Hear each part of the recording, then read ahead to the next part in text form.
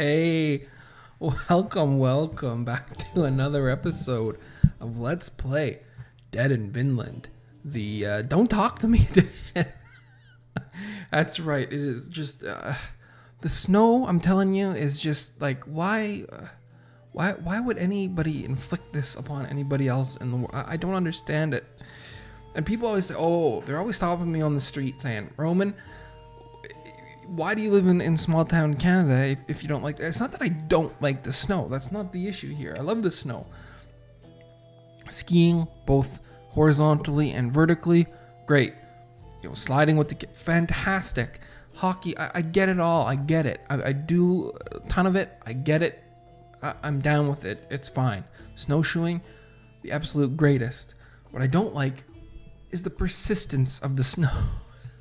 It seems like the last few years, and this could just be my old man brain going a little wonky on me, but it seems like the last few years, the snow has just not stopped. Like you get like an inch or just under an inch every day.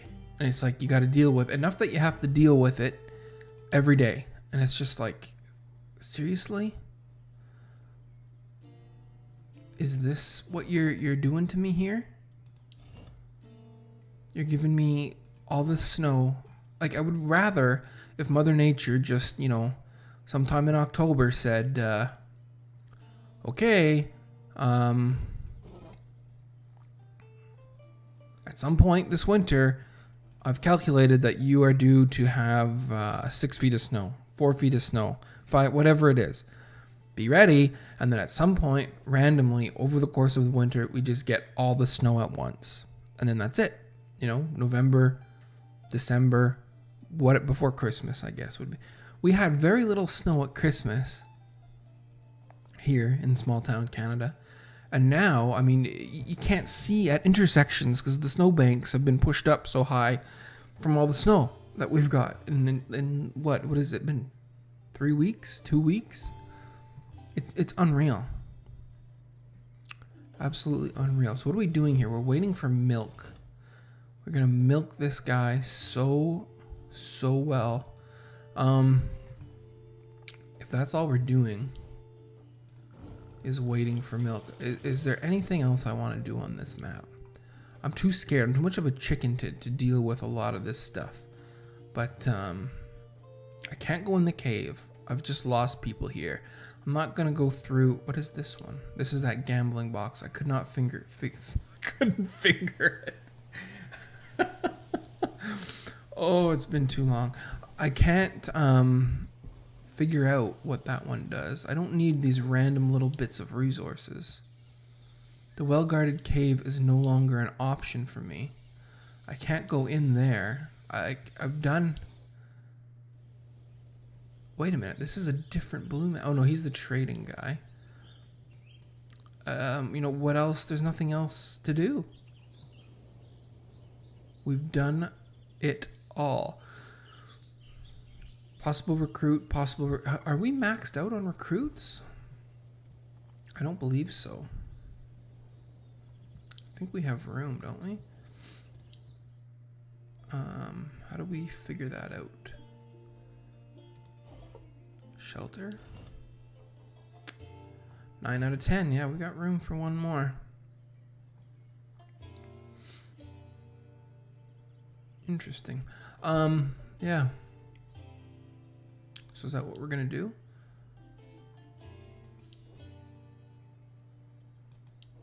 I don't know. We'll roll this over. So it's the I think that's the big problem these days. One of the many big. We lack nuance. Nobody knows how to communicate nuance anymore, right? I say, oh, I hate the snow, and then it's, well, and I think about it, and no, it's not really the snow itself that I hate. It's the persistence of the snow, and that's an important. I didn't get us any food. That's an important distinction.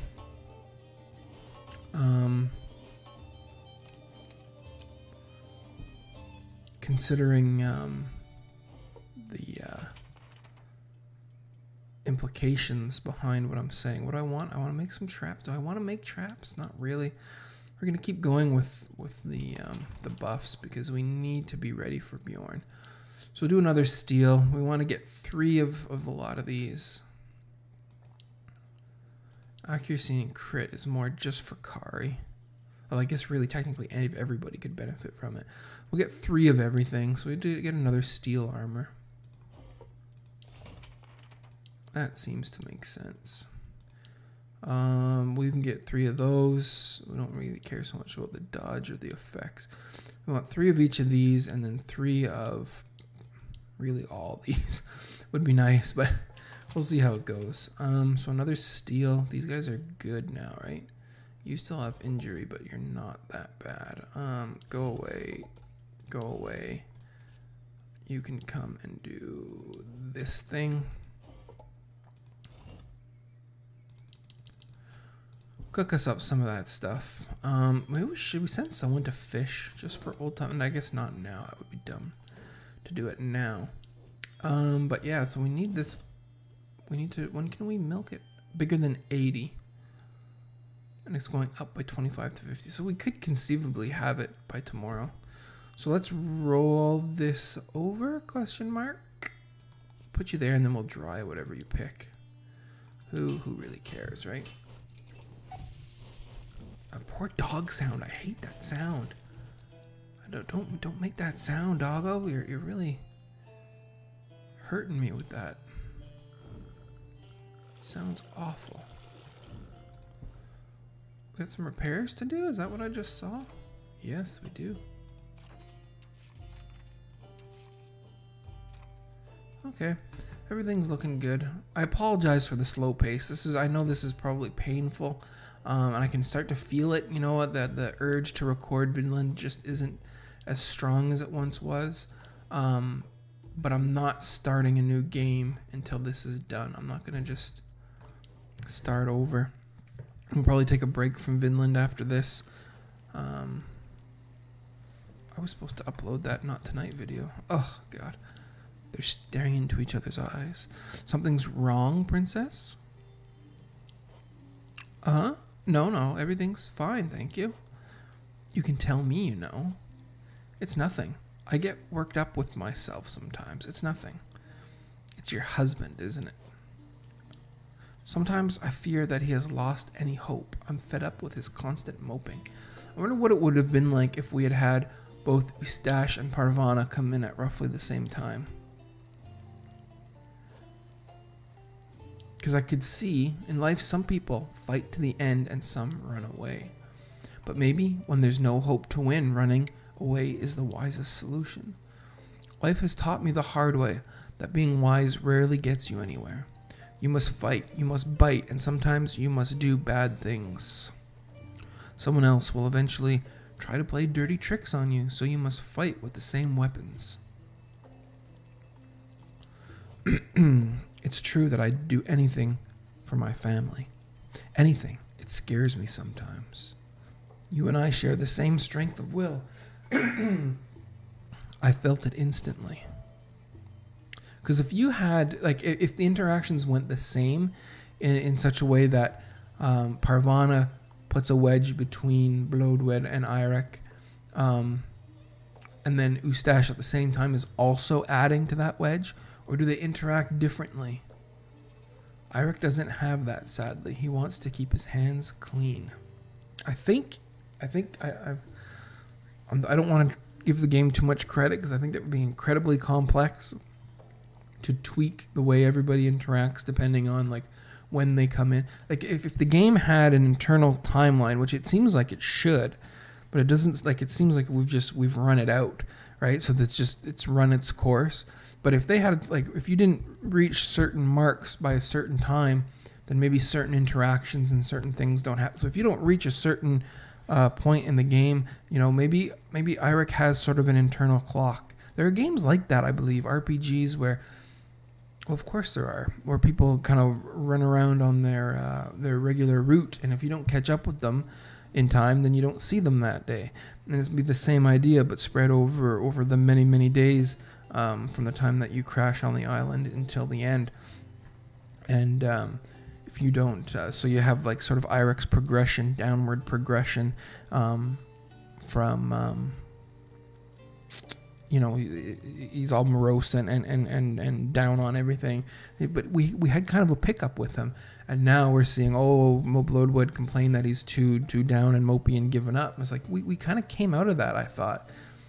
So it seems like the internal clock is not what drives everything. It's the characters, and when you bring them in, I think it takes away a little bit of sort of an organic, natural feeling when you just suddenly have this interaction that was like from a storyline that we were really immersed in ages. Plus, I've also just run the game too long. Let's be honest. It's my own fault. We'll have to dirty our hands ourselves without him. It's like because we ran out of all the dialogue options on all our characters for so long, this seems strange now. It's the same kind of dialogue that we were having before, but now it feels strange because we've had no dialogue for so long, and we kind of already did this arc where Eirik was this mopey, kind of a mopey teenager, and we forgot to hang our berries. I hate when I forget to hang my berries. Got a bunch of 17s here.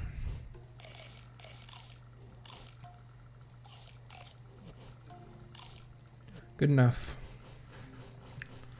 We'll move along.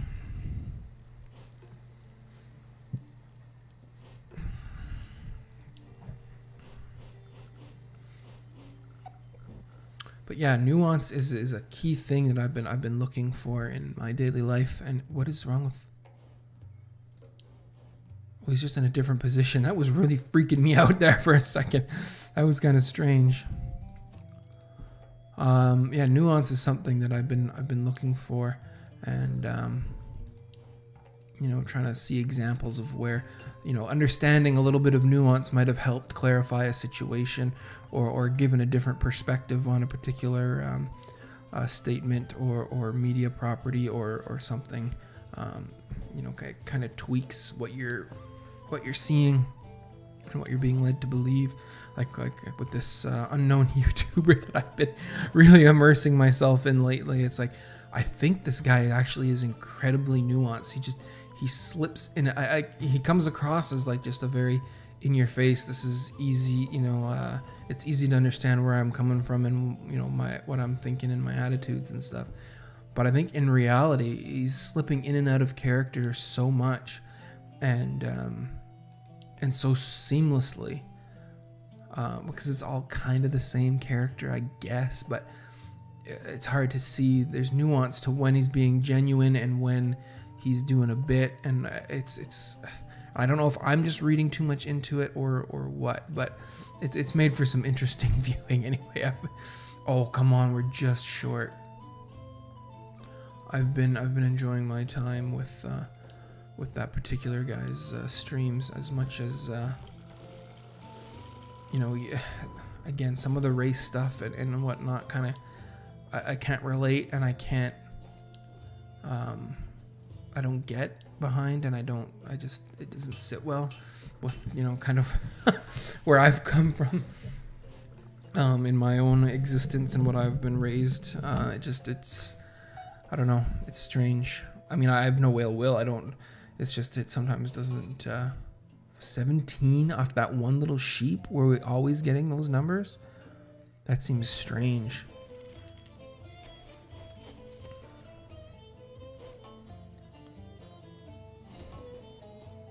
What is 2 depression? Oh, she didn't like skinning the pelts. Is that what that is supposed to represent? It's an interesting idea, I guess. But I mean that being said, the whole racism thing and that sort of not even a buzzword, that makes it sound strange, but just I can't relate to that a lot of the time, because I've been kind of sheltered in small town Canada. I'll tell you a story. Look, we were in Disneyland or World or place over Christmas in, I can't even remember what year it was, to be honest with you. It's been a while now. It's been 3 or so years. And, coming from whichever one is in Florida, we were in Florida. And I went to the front desk of the hotel or resort or whatever it was for some reason. Something minuscule. And it's like a hotel. They have like a ton of, what do you call them, attendants or tellers or people at the spot where you want to be, to help you. And you wait in line, kind of like, the old-fashioned banks with the velvety ropes, right? Like you got to wait in this snaking line, and then as you get to the end, it all comes to one spot, and then you just go to whichever person is open. And so you just, the single file line is constantly breaking off as people move up and down. There has to be like eight spots for 8 attendants to help you. So as you get up to the front of the line, you just go to the next available spot.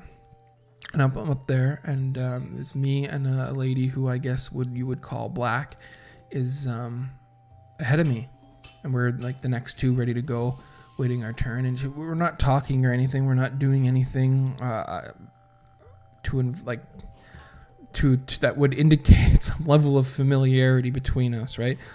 And I guess I don't even know what you would call the ethnicity or race of the guy at the teller. I guess maybe he was Mexican or Hispanic of some kind, and he's clearly doesn't have anybody in his line. Like nobody's come up. He's not helping anybody, but he's there at the counter, just at a spot, just kind of standing there, and he's not calling the woman over. Saying, okay, next, come and help me. And she just turns to me, and this is why I was saying, like, we weren't talking or anything. She turns to me out of the blue and says, oh, I bet if I were white like you, I don't know if she said like you. I was about to say, I bet if I was white like you, he'd call me over, or I wonder if I'd still be waiting if I was white. I can't remember. I don't think she might not have said like you. I might have added that in, but she made that comment, right? That she was still waiting because this guy didn't want it. The implication was she was still waiting because she was black, and I was just, country mouse here from small town Canada has no skills, no tools, social skills, or the social capital or knowledge necessary to deal with that. Like I did not know what to say at all. I just kind of like, so I default, my brain went through like the ticker, the Wheel of Fortune wheel, tick, tick, tick, tick, tick, tick, tick, which thing do I land on to reply? And it was like, so it just defaulted, there was no answer. So it just defaulted to empathy, right? This woman is expressing some level of displeasure or distress or so I defaulted to empathy. I was like, yeah, I don't know, kind of thing. It was like, yeah, that's hard to say. Like something that kind of validated her without being committal to the idea that this guy is like explicitly discriminating against her because he's clearly not. Like, it was kind of weird after, but I only took the time to try to register if it was weird or not after she had already made the comment. So it kind of tainted my view of the situation because I was already coming at it from, well, this lady thinks that the guy's discriminating against her. So then I looked at the situation. I'm like, yeah, he's not busy. There's nobody there. She's clearly the next one in line. They're constantly waving people over the whole time that we were going through the line here. Or at least somehow acknowledging us, like a look and a smile, something to say, okay, yeah, come up now. And he's just standing there.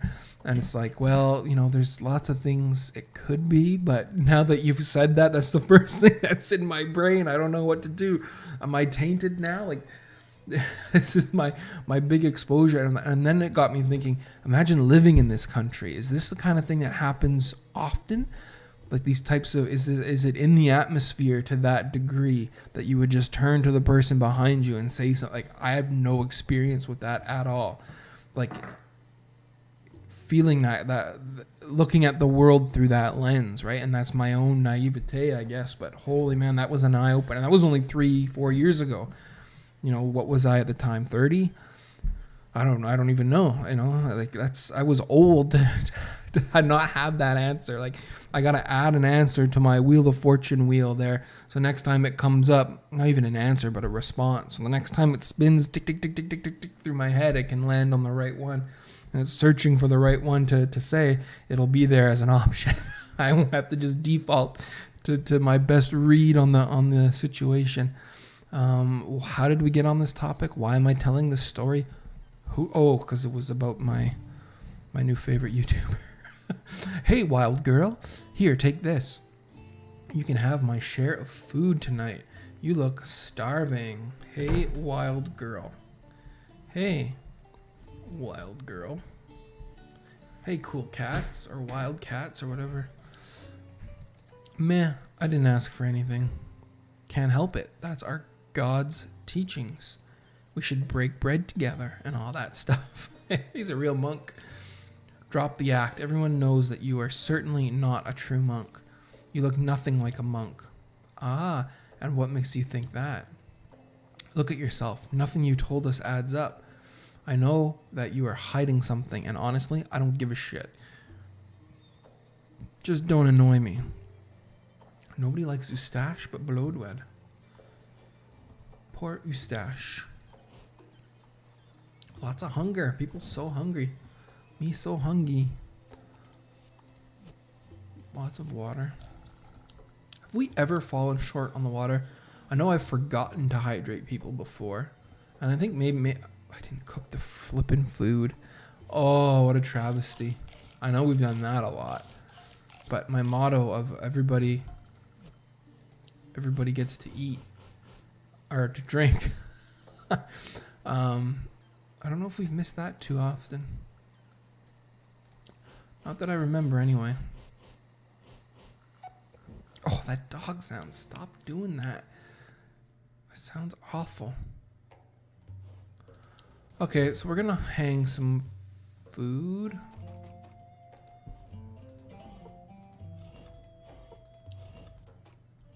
Yeah, we'll hang that. We'll send Yagoob to kind of recall his fishing days. Like, you remember you used to fish? And then we can put Bloodwed over here, actually. She's a decent little craftress. What do you call a female crafter? It's craftsman. Craftswoman just sounds so lame. Craftress. I like that. Craftress. Sounds a lot more elegant, I would say. A certain level of elegance to it, for sure. When was the last time we even had to make ropes? Remember when we were scrambling for ropes? Like, what a strange time that was. You, what's your deal? You need to be milked. Milk me, mama. But the video's up, so I guess in the next one we'll milk this sheep, bring it to Freya, and see how the story goes. I'm gonna close this off, and I'm jumping right back in to Not Tonight. Yeah, I'm gonna be playing a lot of that game. I think, because I mean it's windy and snowy. The driveway is done. I shoveled the driveway early this morning. It's just gonna keep piling up. The plow's gonna go by. Once all this weather ends, then I can go and kind of be productive. Until then, I'm just gonna watch the snow. Contemplate my past experiences, seeing the world through the eyes of racial discrimination. Oh my God, what a country mouse I am. Anyway, thanks so much. See you soon.